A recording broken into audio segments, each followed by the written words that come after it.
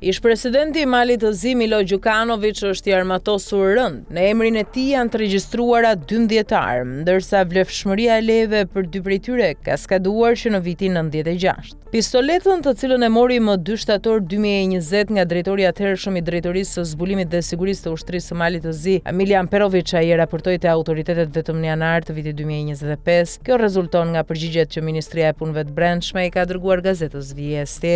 Pas verifikimit në evidencën elektronike armët të Ministrisë së Punëve të Brendshme, është konstatuar se personi për të cilin keni shprehur interes është i evidentuar si pronari 12 armëve për të cilat janë lëshuar dokumenta. Për 2 armë, vlefshmëria e leheve ka skaduar në vitin 96, ndërsa për 10 armë zjarri ai posedon leje të vlefshme, thuhet në përgjigje. Pavarësisht këtij arsenali, ish-kreu i shtetit nuk i ka deklaruar Agjencisë për Parandalimin e Korrupsionit asnjë armë të regjistruar në emrin e tij apo të marrë si dhuratë.